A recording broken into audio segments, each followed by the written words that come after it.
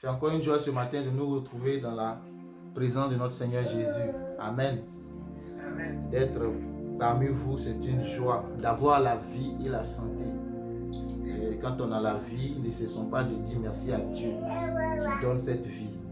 À Dieu qui permet que nous puissions être en bonne santé. Si on a la vie, on a tout. Amen. Si on est malade, on ne peut plus rien faire, on est couché. Si on est mort, là c'est encore pire. Amen. Tous nos projets s'arrêtent. Mais tant qu'on vit, il y a de l'espérance. Amen. Et ma prière, c'est que chacun de nous puisse vivre l'espérance dans le couloir de sa destinée. Chacun de nous puisse expérimenter la plénitude de la grâce de Dieu dans sa vie avant de quitter ce monde. Nous allons tous quitter ce monde tôt ou tard. Et donc, la question c'est comment nous quittons le monde. Ce n'est pas quand nous quittons le monde, mais c'est comment nous quittons le monde. Amen. Et je vais continuer, je vais bénir le nom du Seigneur pour vos vies, pour la vie de son serviteur, le pasteur Edmond, et de sa famille, ainsi que vous tous de cette communauté. Que la grâce du Seigneur Jésus-Christ soit avec vous. Amen. On va continuer sur ce qu'on a commencé. Qui se rappelle un peu le dimanche passé? On va essayer de continuer. C'est un enseignement avec beaucoup de leçons à tirer. Donc je prends un peu mon temps pour qu'on puisse assimiler, comprendre. Si tu as des questions pendant que j'expose, n'hésite pas à poser des questions ou des remarques. N'hésite pas parce que nous sommes tous là pour apprendre. Et ton apport, ta contribution aidera peut-être à mieux approfondir les choses. Amen. Et qui se rappelle un peu de ce qu'on a vu la fois passée?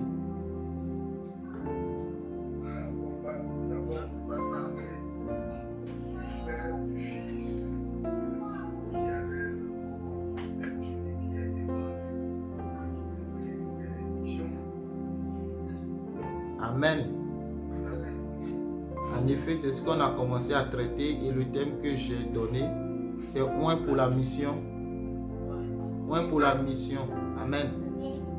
Et on a commencé à étudier la vie de Joseph. La vie de Joseph. Joseph qui est l'un des fils. Joseph qui est l'un des fils de Jacob. Donc, Jacob qui est le père fondateur des tribus d'Israël. Et Jacob était aimé de son père et qu'il a fait une tunique. Il a eu son fils dans la vieillesse. Et il aimait tellement qu'il a fait une tunique. Parce que Joseph était toujours du côté de la vérité quand il était avec ses frères. Donc un jour il fait un songe où il voit l'élévation dans sa vie. Il fait un songe et il voit la gloire de Dieu. Il voit le soleil, il voit la lune, il voit les étoiles. Et ces choses qu'il a vues sont des choses qui sont en hauteur, en sommet. C'est des choses qui sont dans le ciel.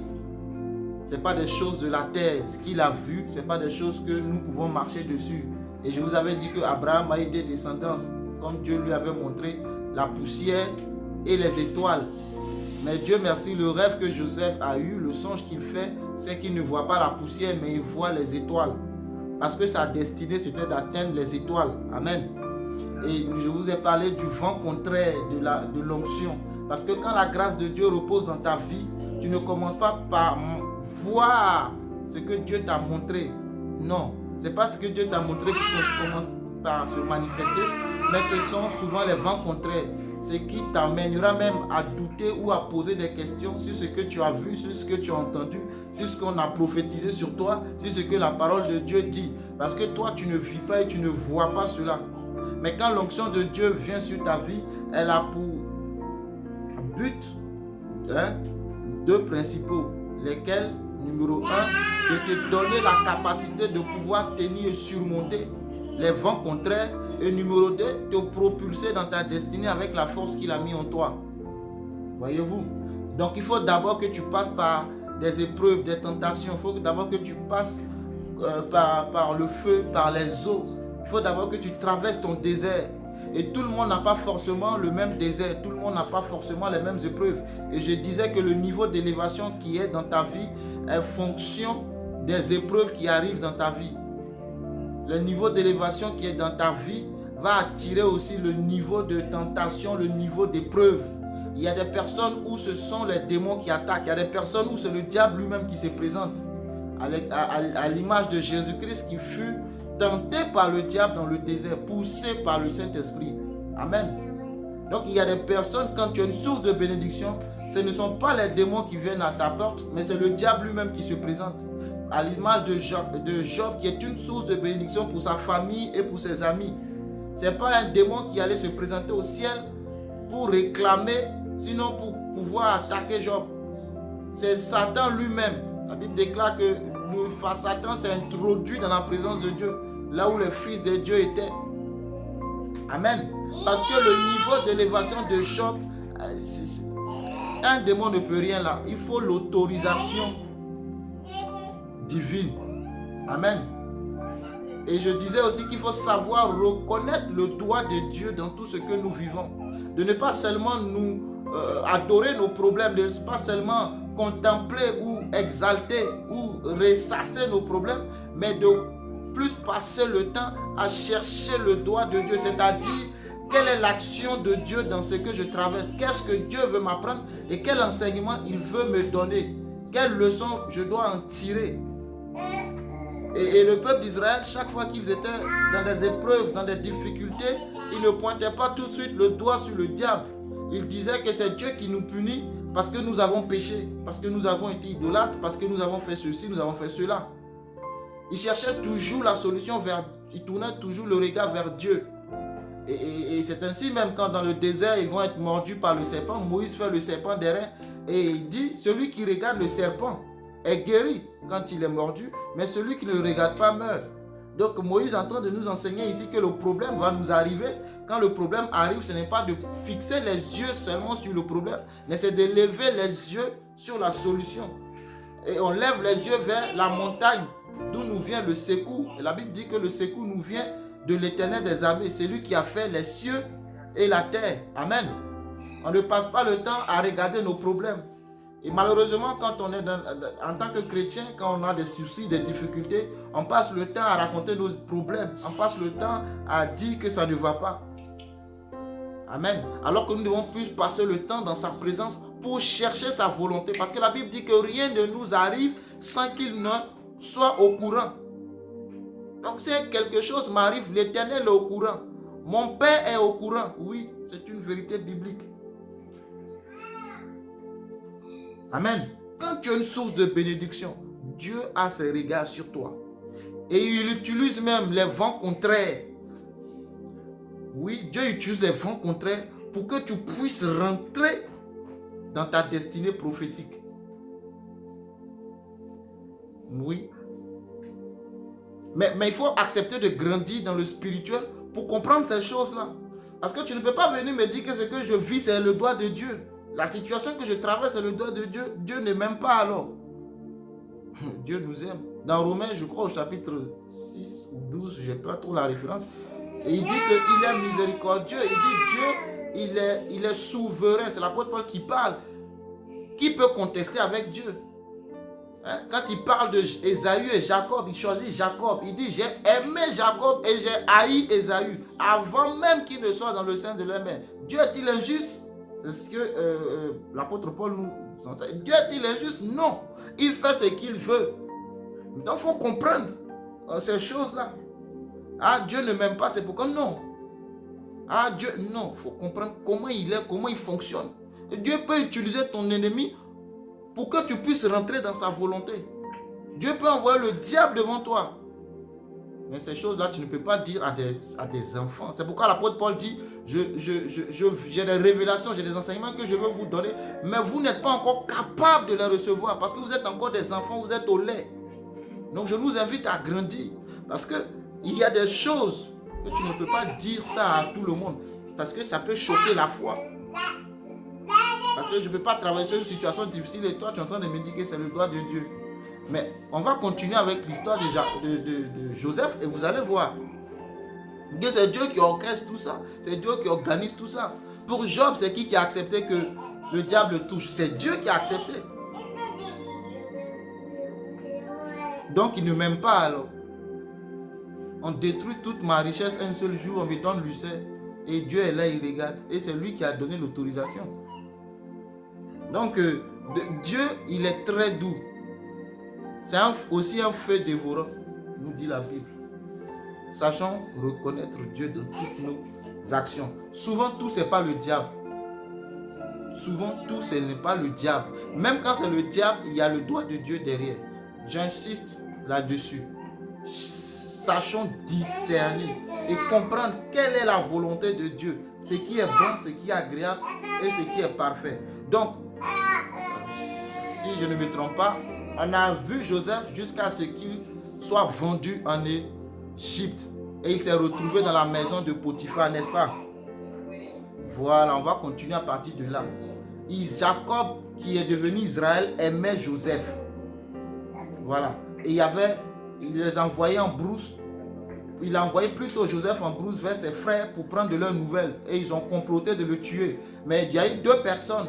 Numéro 1, Ruben, qui s'est opposé pour dire non, ne le tuons pas. Jetons-le dans la citerne parce qu'il avait pour dessein, c'est ce que dit la Bible, de le ressortir quand ses frères vont partir et de le ramener chez son père. Parce qu'il ne voulait pas que son petit frère meure. Il a manifesté de l'amour envers son frère. La Bible nous dit, tu ne tueras pas ton prochain. Ruben ne voulait pas le tuer. Mais ce dessein était caché en lui. Mais dans la préscience de Dieu, dans la volonté parfaite de Dieu, il ne faut pas que Joseph retourne vers chez son père. Il faut que Joseph continue quelque part en Égypte. Pourquoi? Parce qu'il y a une parole qui a été libérée sur la vie de son grand-père ou de son aïeux, son ancêtre. De son arrière-grand-père, je dirais. Abraham, Dieu dit que ta descendance sera en captivité dans une terre étrangère. La parole de Dieu se trouve dans Genèse chapitre 15. Ta descendance sera en captivité sur une terre étrangère. Mais pour que cette descendance se retrouve dans une terre étrangère, il faut une personne qui commence le pèlerinage dans cette terre étrangère. Ta descendance sera bénie quelque part à New York. Mais il faut que quelqu'un de ta famille se retrouve à New York. Tu ne peux pas t'asseoir ici et dire que ma descendance est bénie à New York si tu n'as aucun lien parental à New York. Voyez-vous? Mais Dieu dit que ta descendance sera esclave dans une terre étrangère. Mais il faut bien que quelqu'un commence. Donc c'est pourquoi que Dieu va permettre ces épreuves dans la vie de Joseph pour qu'il se retrouve là-bas. Et Judas dit finalement que non, vendons-le.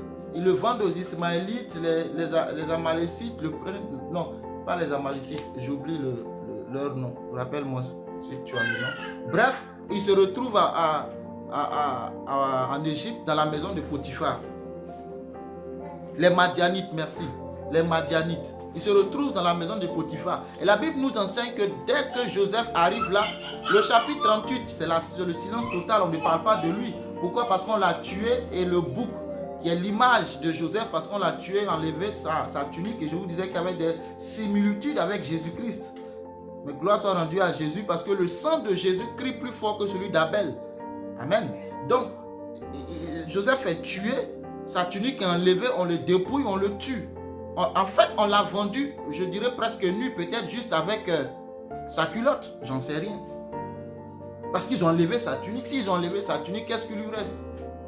Ils ont enlevé ce qu'il avait de plus précieux sur lui, ce que son père lui a donné, qu'il a pris le temps avec amour de confectionner. Et lui ont enlevé ça. Ils ont tué un bouc et ils ont plongé cette tunique-là. Et ils sont allés faire croire au père qu'une bête féroce l'avait dévoré. Ils n'ont pas fait son deuil, mais ils ont fait un festin parce que la Bible dit qu'ils se sont assis après cela et ils ont mangé. Genèse 37. Comme pour fêter leur victoire, le songeur, le rêveur, c'est fini pour lui. C'est parce qu'il vit, et d'ailleurs ils l'ont dit, qu'il rêve. C'est pourquoi je te dis, aussi longtemps que tu vis, ton rêve est toujours possible. Mais si la vie te quitte, tu n'as plus de rêve. On peut tout enlever sauf ton rêve. Ils lui ont enlevé sa tunique. Ce qu'il avait de précieux, ils lui ont enlevé ça. Mais est-ce qu'il pouvait enlever le rêve, le songe que Dieu lui a donné? Non, on peut tout te prendre, sauf ce qui est dans ton intelligence, ce qui est dans ton âme, ce qui est Dieu a mis en toi, on ne peut pas te le prendre. Le voleur peut venir te dépouiller, t'arracher ce que tu as. Mais parce que l'onction de Dieu est dans ta vie, Dieu te donne de repousser. Amen. Et tu deviens comme, je me rappelle de Isaac, quand ses serviteurs creusaient le puits, l'ennemi venait pour arracher. Parce qu'il trouvait de l'eau. Mais chaque fois qu'Isaac partait avec ses serviteurs ailleurs pour creuser, il trouvait encore de l'eau. Donc la grâce, en fait, quand elle est en toi, elle n'est pas liée à ce que tu as, qui est visible. Mais la grâce est en toi et tu te déplaces avec cela. Donc ils ont dépouillé Joseph, ils l'ont vendu. Ils se sont dit certainement, c'est parce qu'il est dans la maison de notre père, qu'il mange bien, il dort bien, qu'il a le temps de faire des songes. Mais si on le vend en tant qu'esclave dans une terre étrangère, on verra bien quand il va dormir sur à même le sol, il n'aura plus de lit, il n'aura plus la bonne nourriture pour manger. On verra s'il fera des songes. C'est des cauchemars qu'il verra de nouveau dans ses rêves. Alléluia. C'est parce que tu es trop à l'aise que tu fais des songes. Mais ils ne savent pas. Et Judas même ne sait pas qu'en faisant cela, ils sont en train de conduire Joseph dans sa destinée prophétique. La raison de sa vie sur cette terre. Et il est vendu. Il est vendu, je ne sais pas combien, à 20 cycles. Bon, disons 20 000 euros. Qu'est-ce que 20 000 euros devant la vie d'un homme? Amen. Qu'est-ce que 20 000 euros devant la vie d'un homme? Il le vend, il arrive chez Potiphar. Et Potiphar, le nom Potiphar, en fait, la Bible dit que l'Éternel fut avec Joseph. L'Éternel était avec Joseph. Et la grâce et l'onction de Dieu qui était dans la vie de Joseph, vous voyez,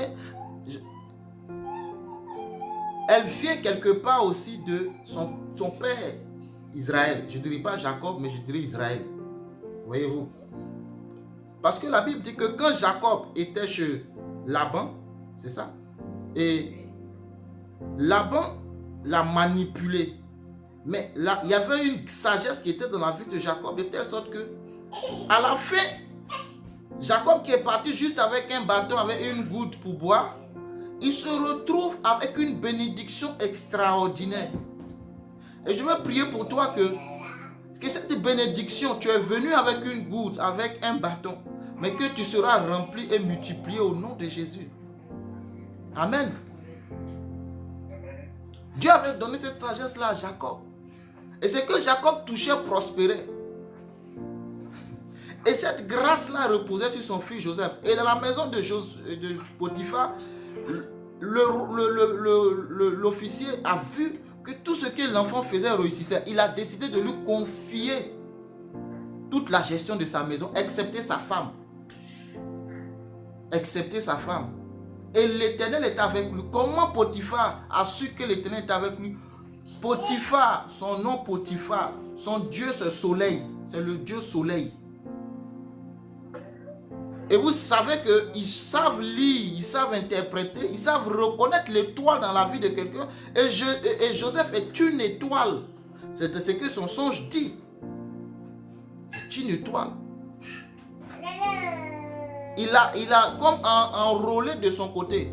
Au point, il faisait tellement confiance à Joseph qu'il ne demandait même plus de compte à Joseph. Il ne faisait plus la comptabilité de la maison. Parce qu'il faisait tellement confiance en lui, ce que Joseph touchait prospérait. Tout ce que Joseph touchait prospérait. Amen. Et je vais vous faire voir quelque chose. Joseph était béni, n'est-ce pas, dans la maison de Potiphar.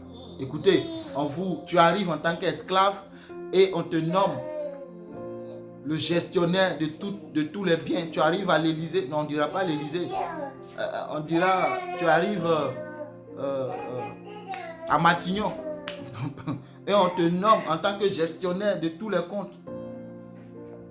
Écoutez, Joseph était béni quelque part. Ça veut dire que quand il veut manger l'œuf, il peut faire l'œuf pour manger. N'est-ce pas? Donc, ce n'était pas un esclave comme les autres esclaves. C'était un esclave qui avait la prééminence. Et cette prééminence qu'avait Ruben est tombée sur la vie de Joseph. Et la prééminence, c'est quoi la prééminence? Oh Seigneur, aide-nous. Joseph il y avait la prééminence. La Bible dit, la prééminence était dans la vie de Joseph. Donc si Joseph disait, je vais manger kebab ou je ne sais pas moi, un gigot, il peut avoir pour manger parce que c'est lui qui gère. Il peut dire au gouverneur, il peut dire aux femmes, aux cuisiniers là, que moi, voilà ce que je veux manger. C'est ce qu'on va préparer aujourd'hui parce que c'est ce que Potiphar peut manger. Et Joseph, c'était pas n'importe qui en tant qu'esclave. Même dans sa galère, il n'était pas n'importe qui. Amen. Amen.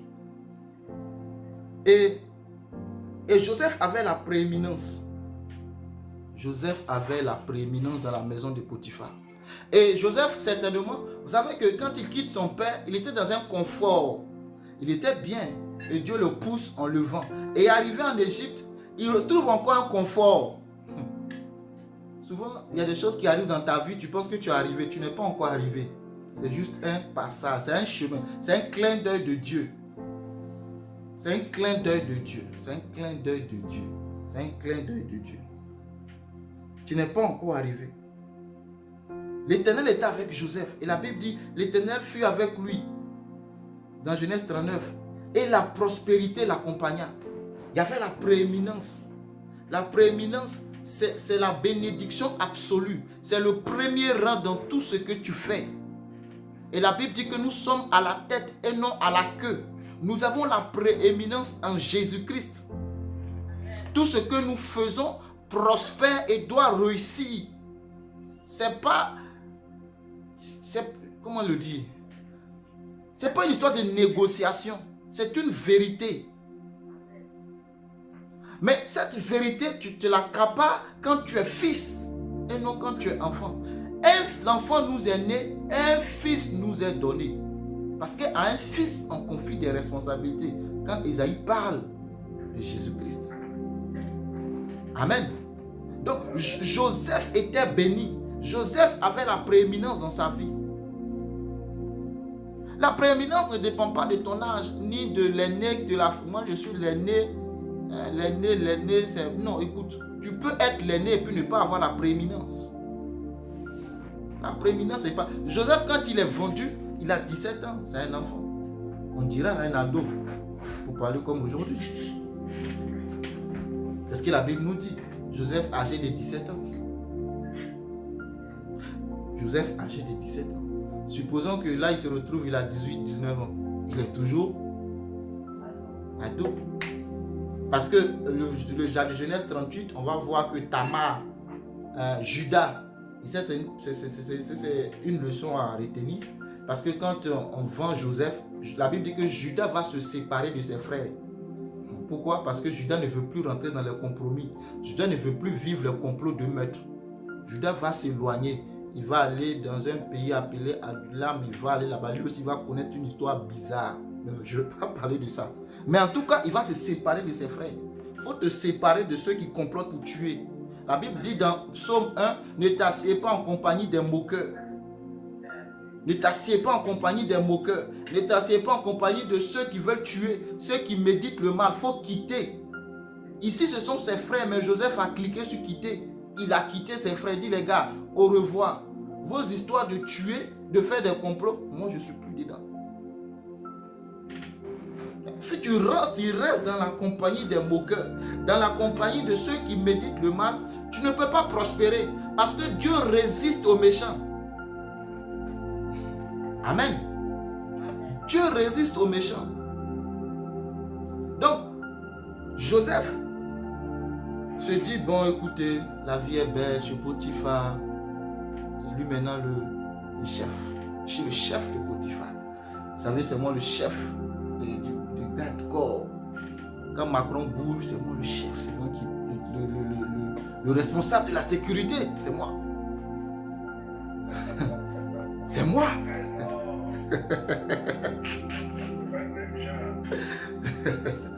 Amen. Moi, je n'ai pas dit le nom de quelqu'un, oh, Seigneur. Vous voyez, c'est moi. Hein? C'est moi qui suis auprès de la première dame. C'est moi qui choisis même le costume de ce qu'il va porter, le président. Tu vois? Et tu vois, tu as une certaine gloire. Mais en fait, ce n'est pas mauvais. C'est pas mauvais, mais mon frère, c'est pas ta destination finale. Ce n'est que le désert. La manne et la caille, c'est pour un temps. La manne et la caille, c'est pour un temps. Parce qu'il a dit que tu dois aller dans un pays où coule le lait et le miel. Amen. Mais toi, tu t'attaches à la manne et la caille. Vous savez, la manne et la caille, quand on la prend, la manne, le lendemain pourri. C'est quelle nourriture ça? On ne peut même pas faire son coucher. Moi, j'aime le riz couché. Tu ne peux pas faire son coucher. Tu gardes la manne, le lendemain, c'est pourri. La Bible dit qu'il faut juste prendre le nécessaire pour la journée. Amen. Le lendemain prendra soin de lui-même. C'est biblique. Le lendemain, prends juste le nécessaire pour la journée. Et maintenant, quand toi, tu t'attaches à telle nourriture, tu ne peux pas emmagasiner. Comment tu vas emmagasiner une nourriture qui pourrit? Date de péremption, c'est jour J plus 1. C'est sa date de péremption. C'est un seul jour. Mais souvent, même quand tu perds tes choses, il y a au moins un mois de différence. Mais cette nourriture-là, maintenant, toi, tu te retrouves dans cette bénédiction, tu te dis, je suis arrivé. Et tu te construis des magasins, tu emmagasines la manne. Mon frère, quand le matin tu vas ouvrir, tu verras que des asticots, tout a pourri. Ta destination, ce n'est pas le désert. Ta destination, c'est Canaan. Amen. Mais là, Joseph, il est béni. Et quand on est béni, très souvent, on peut oublier la vision. Ah, moi-même, je voulais une entreprise, bon, avec un capital de 5 millions d'euros. J'en ai eu 2 millions. Je pense que je ne vais pas me plaindre. Hein. Oui, c'est normal, il ne faut pas te plaindre. Parce que Dieu a fait déjà un pas. Hein? Mais ton projet, quand tu l'as mis sur papier, hein, tu as dit un capital de 5 millions en 2020. 10 millions en 2021. Tu n'as pas atteint le capital. Faut pas t'arrêter là. Amen. Il faut poursuivre ta vision, poursuivre ton rêve. Mais quelque part, il est dans la maison d'un officier. Dieu lui a montré l'étoile. Il dit, bon, c'est pas plus mal. Mais une scène, quelque chose va se passer.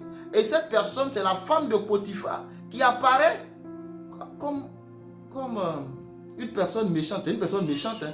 C'est vraiment une personne méchante parce qu'elle est là, quand tu le lis, pour détruire la vie de Joseph. Mais comment on le dit, cette personne, c'est une facilitatrice de destinée. Joseph est dans un confort, il était à l'aise. Madame Potiphar va se présenter. Dieu va pousser Madame Potiphar. Jésus, conduit par l'Esprit dans le désert pour être tenté. Ici, c'est une tentation de Joseph. Je dis, vous avez dit, il y a des similitudes. C'est une tentation. Dieu ne tente personne. Soyons clairs. Dieu ne tente personne. Dieu éprouve. Les épreuves sont de Dieu. La tentation, c'est le diable. Mais Dieu pousse le diable à te pousser.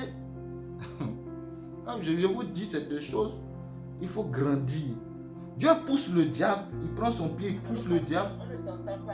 Le son va et vient. Le son va et vient. Le son va et vient. Tu arrêtes de partir et venir. Tu restes le son.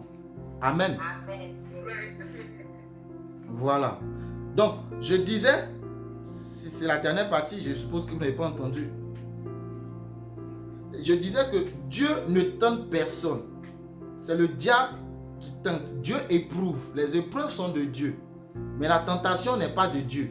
Mais Dieu pousse le diable avec son pied et le diable te pousse dans la tentation.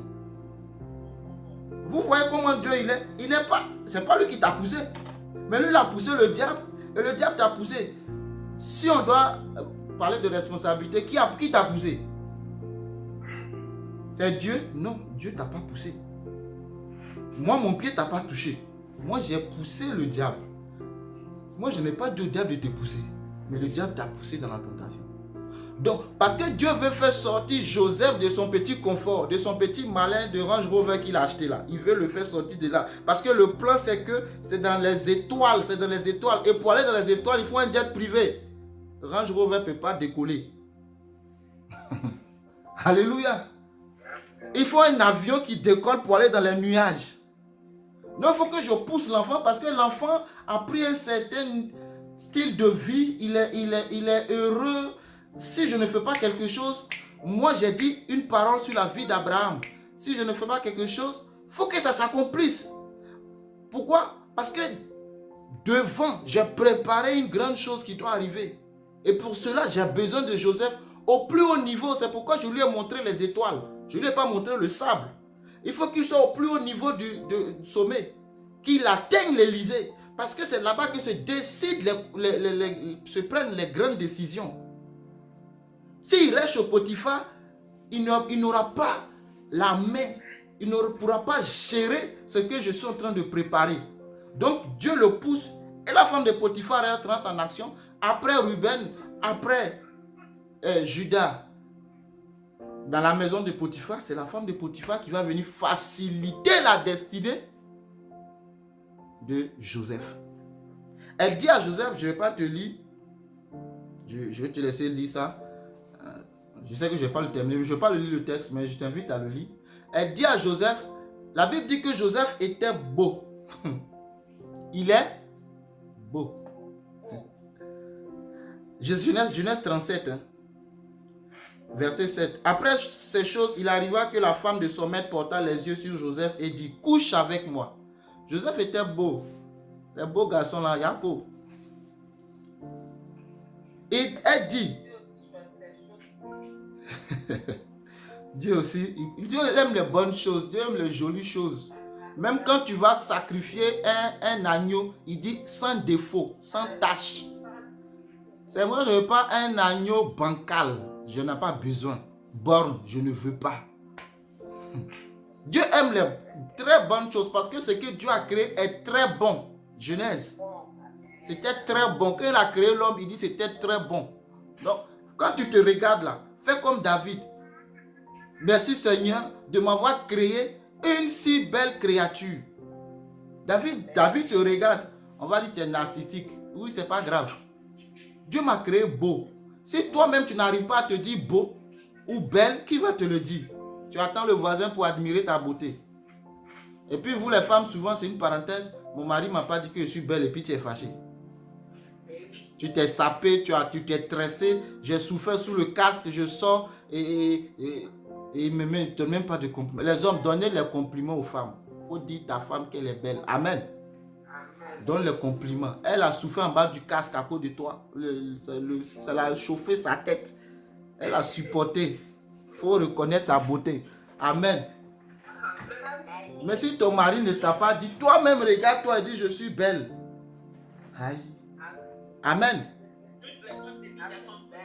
Amen. Donc la femme voit l'enfant et dit, ah, ça c'est. Elle a les plans sur lui, elle a les projets. Elle guette le petit. Son maître, son époux est toujours chez le roi. Son époux n'a pas le temps de faire les affaires. Lui, ce qu'il cherche, c'est l'argent. Là, c'est l'argent seulement qui t'intéresse. Tu as laissé ta famille. Toi, tu cours derrière l'argent seulement. Quelqu'un d'autre va bien s'occuper de ta femme derrière toi. Amen. Joseph a dit quelque chose. Elle dit, couche avec moi. Il refusa, verset 8. Et il dit à la femme de son maître, voici mon maître ne prend, il dit, voici mon maître ne prend avec moi connaissance de rien dans la maison. Je vous disais qu'il ne faisait pas la comptabilité avec Joseph. Il faisait confiance à Joseph. Et il a remis entre mes mains tout ce qui lui appartient. Verset 9. Il n'est pas plus grand que moi dans cette maison. Vous voyez le niveau d'élévation de Joseph? Je vous ai dit, le petit est élevé, il est béni. Il a le même titre que son maître. Joseph dit que Potiphar n'est pas plus élevé que moi dans la maison. Donc si je dis je mange gigot d'agneau, on mange gigot d'agneau. Vous voyez? Il a la prééminence. Quand la grâce de Dieu, c'est son honneur. Partout où tu passes, tu ne peux pas être traité comme les autres. Je ne suis pas un esclave. En Christ Jésus, je suis libéré, affranchi. Ce n'est pas de l'orgueil de le dire.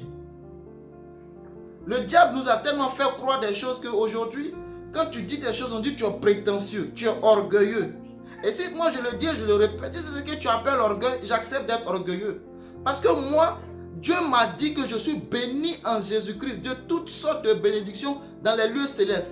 Maintenant, ces bénédictions dans les lieux célestes, je vais les attirer. Elles doivent descendre parce que Dieu m'a donné Canaan. Et Canaan, il y a le lait, il y a le miel. Et il dit que je suis à la tête et non à la queue. Ce n'est pas moi qui le dis, c'est la Bible. Moi, quand je dis une telle parole, mais je suis à la tête. Bien vrai que pour le moment, tu me vois marcher sur mon soulier bancal, mais je suis à la tête. Non. Même esclave, je suis la tête des esclaves. On va le voir dans la prison. Alléluia. Donc, Joseph dit, Madame Potiphar, tu es une jolie femme. Tu es une très belle femme. Mon maître, ton mari, m'a donné toute la gouvernance de la maison, excepté toi. Et il ne m'a rien interdit, excepté toi, parce que tu es sa femme. Tu es sa femme. Vous avez une alliance. Je ne peux pas briser cette alliance. La Bible dit de ne pas diviser ce que Dieu a uni. C'est une alliance de mariage. Tu vas me dire, ce ne sont pas des chrétiens. Potiphar et Madame Potiphar ne sont pas des chrétiens. Ça, ce n'est pas ton problème. Tu vois, ça, ce n'est pas ton problème. Qu'ils soient mariés devant les démons, ça, ce n'est pas ton problème. C'est un mariage ou ce n'est pas un mariage? Dieu utilise qui il veut. Faire très attention. Joseph dit, moi, Joseph, je ne peux pas faire ça. Et puis, ce qui m'a plus touché, il dit, comment ferais-je un aussi grand mal et pécherai-je contre Dieu? Joseph ne voit pas que seulement il est en train de remettre en question la confiance de son maître si jamais il tombait. Mais Joseph voyait que s'il couche avec Madame Potiphar, c'est avec Dieu qu'il a commis le péché. C'est contre Dieu plutôt qu'il a commis le péché. Pourquoi? Parce que Joseph avait la conscience de l'Éternel dans tout ce qu'il fait. La conscience de la présence de Dieu. Dieu, on ne le voit pas. La Bible dit que l'Éternel fut avec lui. Et Joseph savait que cette grâce qui est rattachée à sa vie, elle n'est pas un hasard, cette grâce vient du fait qu'il y a l'Éternel qui est avec lui. Donc il ne peut pas pécher contre l'Éternel qui le fait prospérer. Rappelez-vous que Ruben a perdu la prééminence dans Genèse 49 parce qu'il est monté sur la couche de son père. Je vais m'attarder un peu là-dessus parce que c'est très important. Ruben est monté sur la couche de son père, il a souillé les draps de papa. La Bible dit qu'il dit, c'est pas moi qui le dis, Genèse 49. Attends, je vais te lire ça. Genèse 49. Qu'est-ce que Dieu dit de Ruben? L'enfant, Dieu est avec nous. Amen. Genèse 49, il dit,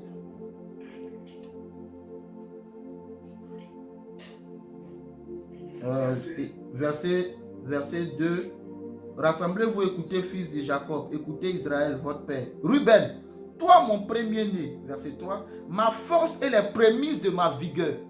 Quand j'étais très fort, j'étais en force à mes 29 ans, 40 et 35 ans, j'avais la force, j'ai pris cette vigueur pour te concevoir. Mais qu'est-ce qui s'est passé? Supérieur en dignité et supérieur en puissance, impétueux comme les vents, comme les eaux, tu n'auras pas la prééminence. Pourquoi? Car tu es monté sur la couche de ton père.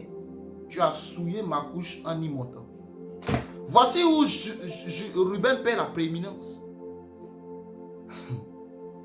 Parce qu'il est monté sur la couche de son père. Joseph, quand il est dans la maison de Potiphar, s'il monte sur la couche de Potiphar, il perd la prééminence. Faites très attention. Oui, mais la parole de Dieu a été prononcée. Le prophète a prophétisé sur ma vie. Ça fait 5 ans, mais je ne vois pas la chose. Faites très attention. Oui, mais quand Dieu a dit une parole, elle s'accomplit. Faites très attention. La seule personne capable de détruire sa destinée, c'est toi-même. Ce n'est pas Dieu, ce n'est pas les démons. La seule personne capable de détruire sa destinée, c'est toi-même. Ne t'en prends pas aux autres. Joseph monte sur la couche de Potiphar parce que s'il doit coucher avec elle, c'est certainement dans la chambre de Potiphar. Même si ce n'est pas dans la chambre de Potiphar, que si c'est son canapé, c'est la couche de Potiphar, parce que tout ce qui est dans la maison appartient à Potiphar. Si Joseph touche à la femme de Potiphar, il a souillé la maison de Potiphar. Il aura brisé la prééminence sur sa vie. Et tu vas me dire, mais tout ce que Dieu s'accomplit, non. Fais très attention. La seule personne capable de détruire sa destinée, c'est toi et toi seul. Joseph dit non, les gars. Il dit non, plutôt Madame Potiphar. Ce que tu me demandes là, c'est compliqué. La Bible dit, Madame Potiphar va insister. Et la Bible dit, Joseph laisse ses vêtements et fuit. Tellement qu'il va insister, un jour, elle va insister plutôt. Elle se retrouve seule avec le gars. Le personnel de la maison n'est pas là. Elle se dit, voici une bonne occasion. Là au moins, peut-être tu vas accepter. Elle insiste et l'enfant reste sur sa position. Et ce qui est intéressant et qu'il faut retenir aussi, c'est une leçon. Devant le péché du sexe, on ne résiste pas, on fuit. Et il dit, devant le péché du sexe, on ne résiste pas, on fuit. Aussi puissant que tu sois, onction de Dieu sur ta vie, devant le péché du sexe, on ne résiste pas. On ne dit pas, je suis loin de Dieu, je ne pourrai pas tomber dans cette histoire. Mon frère, tu vas manger, consommer sans t'en rendre compte. On fuit. Joseph a fait quoi? La Bible dit qu'il a fui, il a laissé ses vêtements. Encore une fois, il est dépouillé de ses vêtements. Il a fui et il a laissé ses vêtements. L'apôtre Paul dit, je crois que c'est dans le verset de l'apôtre Paul, il dit, fuyez l'impudicité, c'est dans 1 Corinthiens 6, 18. Quelque autre péché qu'un homme commet, ce péché est hors du corps. Mais celui qui se livre à l'impudicité pêche contre son propre corps. Il dit, fuyez l'impudicité. Il n'a pas dit résister. L'impudicité, c'est toutes ces actions qui ne sont pas normales, qui vont contre nature. C'est ça l'impudicité. Et coucher avec la femme d'autrui, c'est l'impudicité parce que c'est contre nature. La nature, dans la nature divine, dans le plan de Dieu, c'est ta femme. Tu n'as de rapport qu'avec ta femme, pas la femme d'autrui. C'est pour ça qu'on appelle ça adultère. Et l'apôtre Paul dit, on fuit l'impudicité. Il te drague, elle te drague. Arrête. Si tu veux rester pour dire je résiste, parce que devant le sexe, l'intelligence de l'homme descend dans son bas-ventre. Et il n'a plus la capacité de réfléchir. C'est pourquoi il peut te signer le chèque. Donc, on dit, c'est Salomon qui l'a dit, non? J'ai oublié la parole. Que ça me revienne. Pour avoir un homme, c'est son bas-ventre. Samson était fort. Samson était puissant. Samson avait l'onction de Dieu. La Bible dit qu'il tuait les lions, il tuait les Philistins comme... Mais qui a fait tomber Samson? Une femme. Eh, maman! Une femme. Dalila avait quel pouvoir? Vous amusez la puissance de la femme. Dalila est venue. Dalila a fait tomber le monsieur qui fait tomber 10 000 Philistins en un seul jour. On ne résiste pas devant ces choses-là. Tu vas commettre l'impudicité et tu vas regretter toute ta vie. On fuit. C'est pas grave. Dis que je suis un... On fuit. Dalila est venue. Samson pense que c'est une histoire de prendre les cheveux et de... Non, non, non. Ils ont dit quoi? Ils ont organisé un complot en envoyant une femme vers lui. Sa puissance se trouve dans ses cheveux. Et l'onction de Dieu sur ta vie, si tu ne fais pas attention, tu la détruis. J'en connais. Tu es serviteur de Dieu, tu ne sais pas. Et tu fais n'importe quoi. Tu détruis l'onction, tu la détruis. Non, quand Dieu donne, il ne reprend pas. Dieu ne reprend pas, hein. Ça c'est sûr. Mais tu la détruis. C'est comme si tu muselles en fait.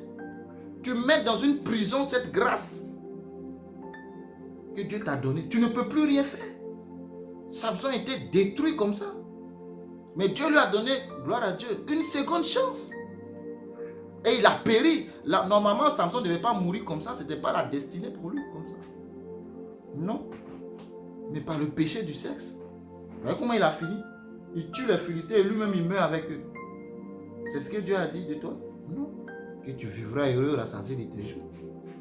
Accomplis parfaitement ta destinée. Joseph dit, moi je ne rentre pas dans cette histoire-là, madame. Autant mais te laisser mes vêtements, on le dépouille. Humiliation totale. Il fuit. Vous voyez Joseph qui faisait malin dans le quartier. Oh, je suis le général. Je suis le garde-corps numéro 1 de Potiphar. C'est moi le gouverneur de la maison. Et puis, quand il passe, souvent il prend les voitures de Potiphar, il roule. Il monte sur les chars de Potiphar par moment. Et puis, ceux qui sont à côté l'envient. Vous voyez ce jour-là, Joseph sorti comme un fou en train de fuir dans les rues. Mais il est nu. Parce qu'elle a enlevé son habit, son vêtement. Et il est en train de fumer. Mais Joseph, qu'est-ce qui t'arrive? Joseph. Joseph dit, les gars, vous ne comprenez pas ce qui m'arrive. Autant fuir. Danger. Madame Potiphar, c'est danger. Joseph a gagné, il est parti, il a disparu. Et elle a pris ses vêtements. Voici une preuve palpable, irréfutable d'un viol organisé, orchestré par Joseph. Pour quelque chose qu'on n'a pas fait. Mais Joseph, comment tu te défends? Aujourd'hui, je t'appelle Joseph. Comment tu te défends quand on t'accuse injustement? Pour une action que tu n'as pas commise, pour quelque chose que tu n'as pas fait. Tu es conscient et Dieu sait, et toi-même tu sais, ta femme sait, tes enfants savent que tu n'as rien fait. Mais les preuves sont contre toi. Eh Seigneur, accusé injustement de viol. Viol, c'est on fait prison. On fait la prison. Pour viol, c'est dangereux.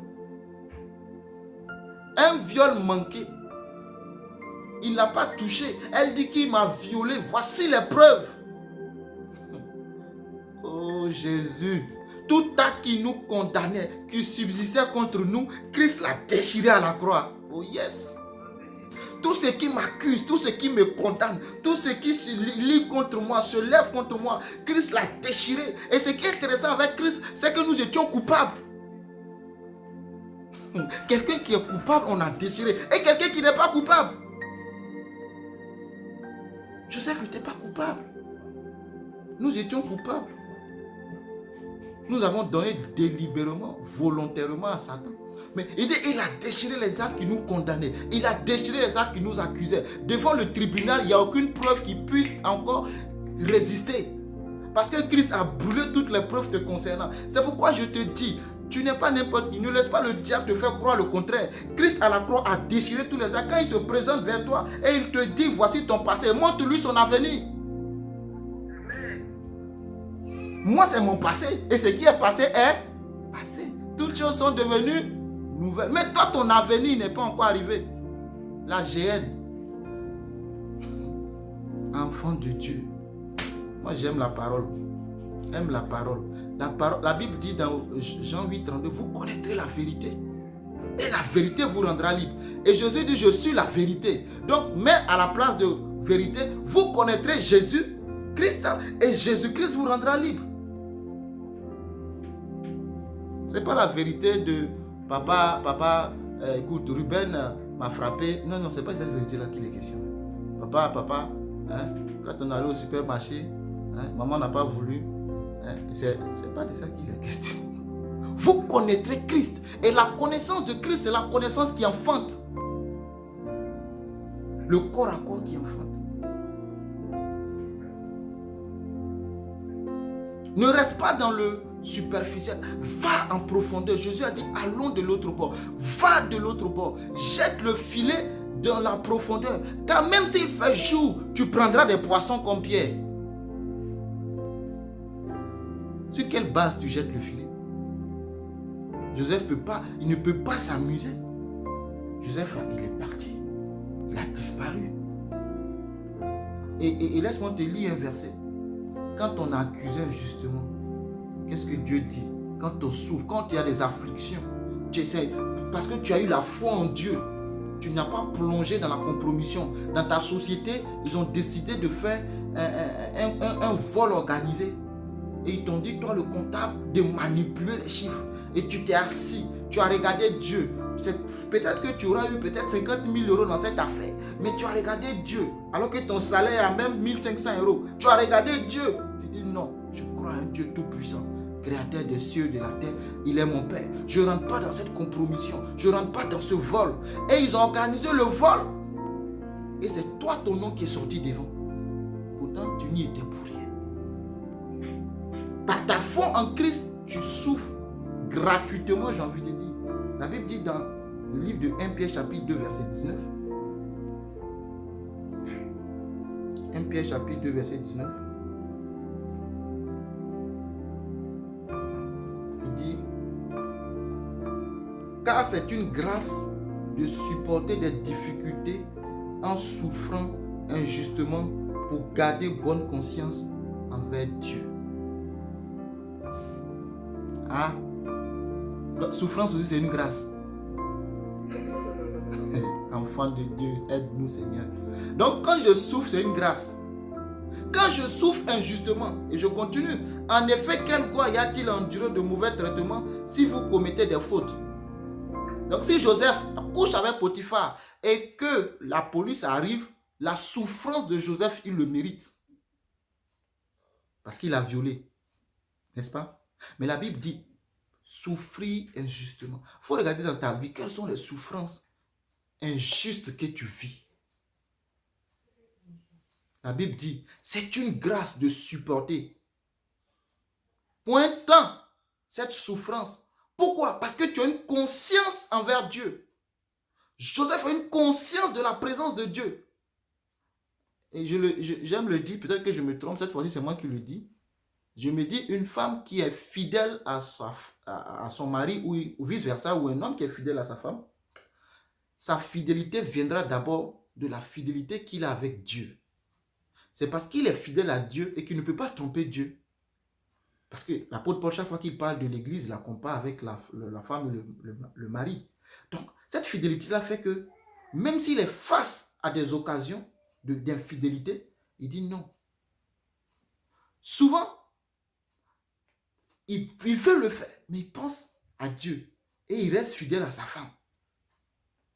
Voyez-vous? Donc, c'est pour ça que tu dois t'unir avec une personne qui a la crainte de Dieu. Mais si tu t'es marié avec un vagabond qui ne respecte pas Dieu, il n'a rien à cirer avec le fait qu'il soit dehors avec ses 18 femmes. Il n'a rien à foutre avec ça. Quand tu lui parles de fidélité, excusez-moi des termes que j'utilise. Parce qu'il n'a aucune crainte du nom de l'Éternel. Et c'est toi qui vas être fidèle. Si un homme n'est pas fidèle à Dieu, c'est à sa femme qui va être fidèle. C'est une grâce.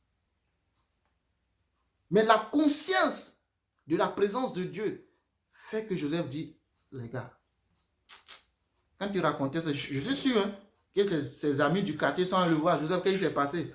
Il dit, ah, c'est fini pour moi. Ils vont me mettre en prison parce que mes vêtements sont restés à elle. Ses amis vont dire, Joseph, tu as fait l'affaire. Ou bien, dites-nous la vérité. Disons-nous la vérité. Hein? Est-ce que ses amis, ce jour-là, qu'est-ce qu'ils vont dire quand Joseph va raconter sa version? Qu'est-ce qu'ils vont dire de lui? D'ailleurs, même ceux qui les guettaient longtemps, c'est toi qui fais malin avec le cheval de Potiphar ici. Dia, tu couches avec sa femme. Aujourd'hui, elle a refusé ça. Voilà, Dieu a mis la honte sur toi. Dieu l'a mis. C'est ça votre histoire là. Voilà, Dieu t'a exposé aujourd'hui. Oui, Dieu l'a exposé parce que Dieu veut l'envoyer quelque part. Eh, Jésus. Dieu t'a exposé aujourd'hui. La jalousie, ils étaient jaloux contre toi parce que tu roulais ta petite voiture, ta Cayenne, ta Porsche Cayenne. On dit, voilà, c'est eux là, les voleurs. Voilà, Dieu l'a exposé. Il y a des gens, quand ils entendent malheur de quelqu'un, ils sont contents. Surtout des pasteurs. Quand ils entendent que tel pasteur l'a surpris dans quelque chose, ils sont contents. Voilà les voleurs là. Pauvre pasteur. C'est pour ça que cette histoire-là me dit, Seigneur, ta grâce. Hein, les voleurs là. Aujourd'hui, on l'a attrapé. Et puis, on publie partout. On partage les liens. Voyez le pasteur là. Puis, on est content. On se réjouit du malheur de l'autre. Faites attention. Il ne faut pas te mettre avec la compagnie des moqueurs. Ne le fais pas. Même si ça s'avérait que c'est vrai, il ne faut pas te mettre dedans. n'attire pas la malédiction de Dieu. C'est un homme de Dieu. Ne mets pas ta bouche dans son affaire. C'est entre Dieu et lui. C'est pas toi qui l'as appelé, c'est Dieu qui l'a appelé. Mais ils sont contents, ils sont jaloux. Parce que toi, Dieu t'a béni. Et tout ce qu'ils attendent, c'est que tu tombes. Soyons vrais, quand je dis, ses amis-là, ce jour-là, ils ont dit, Joseph, nous, on sait que tu finissais la femme-là depuis longtemps. Nous, on était au courant de ça. C'est parce qu'on ne voulait pas parler. Voilà, Dieu t'a exposé. C'est ce qu'ils disent. C'est ce qu'ils disent de toi. Tu penses que tu as des amis. Il faut rester là. Le jour où tu vas tomber, tu vas voir. Va demander à Job. Ils ont dit, Job, c'est parce que tu as péché. C'est pas ce qu'ils ont dit à Job. Si le malheur t'arrive, Job, c'est parce que tu as péché. Le malheur là atteint souvent le juste, mais l'Éternel l'en délivre toujours. Le malheur atteint souvent le juste, pas l'injuste, le juste.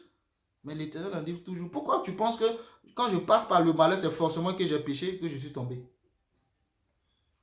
Dis-moi pourquoi tu penses ça. Pourquoi? Parce qu'en toi, il n'y a que la mauvaise graine. Tu penses que la bonne chose ne peut jamais venir de moi. C'est de toi seul que ça vient. Donc quand je passe par le malheur, Dieu, il a péché. La femme là, elle est malade. Moi, je vous ai dit, c'est une prostituée. Elle a la maladie là. Amen.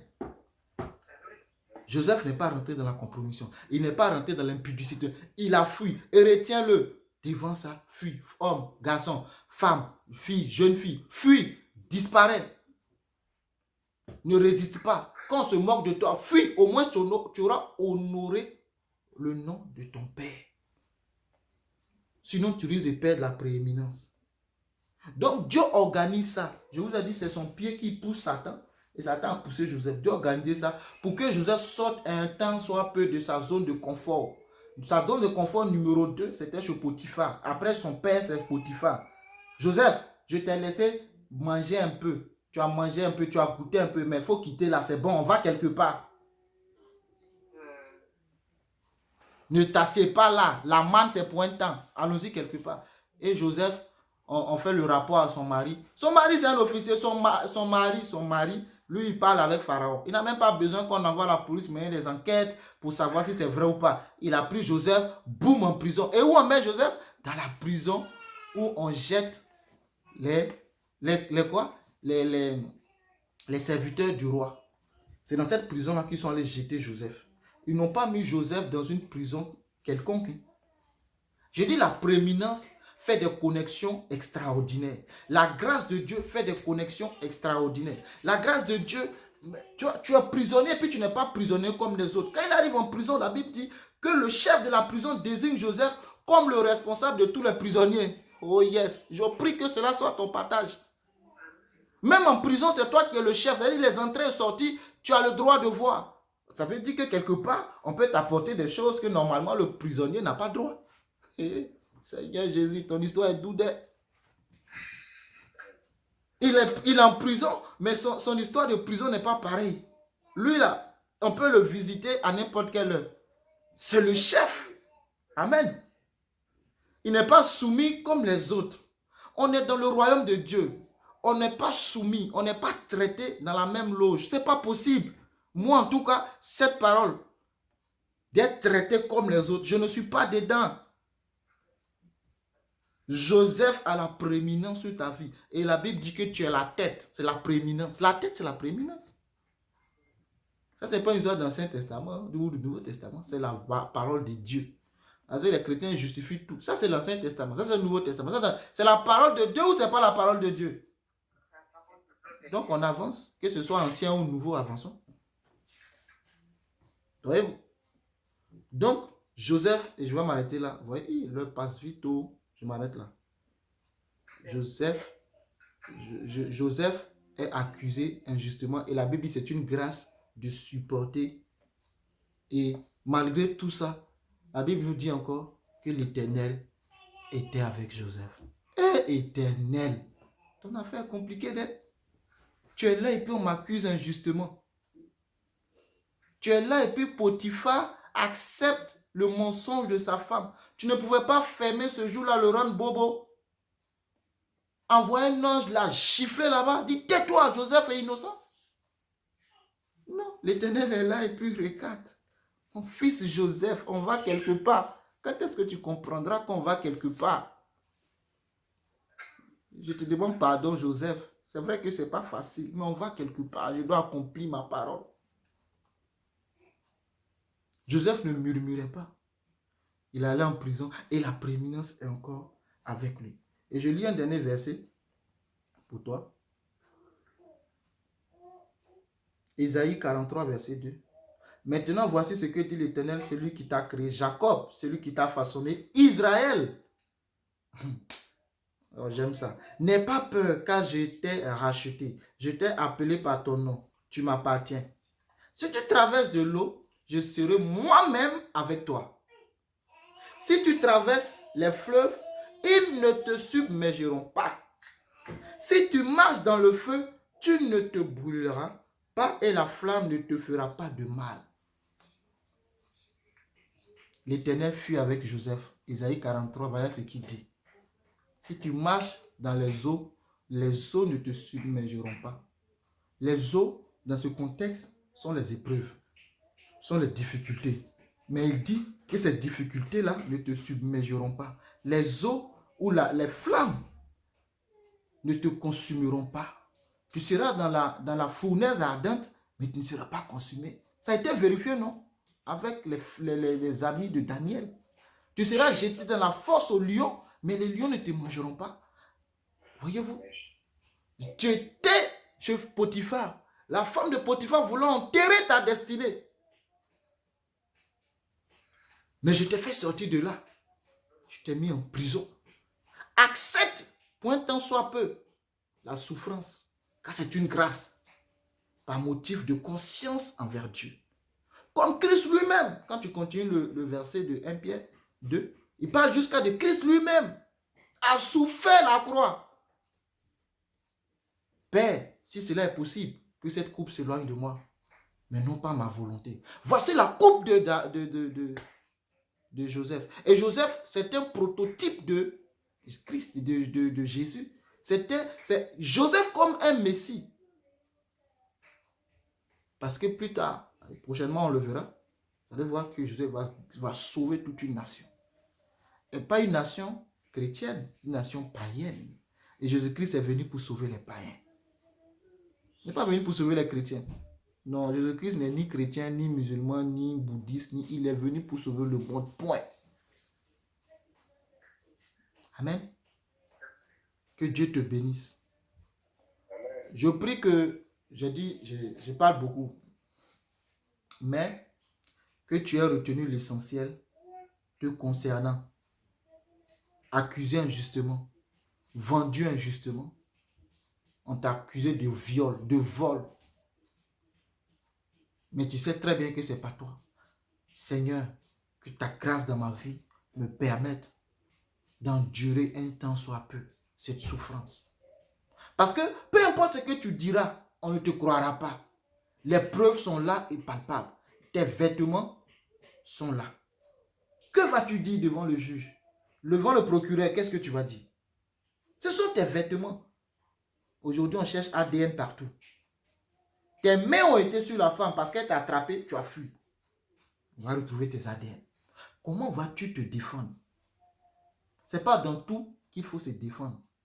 Quand tu n'arrives pas à te défendre, cherche le doigt de Dieu quelque part. Il te pousse de l'autre bord. Que Dieu te bénisse dans le nom de Jésus. Amen.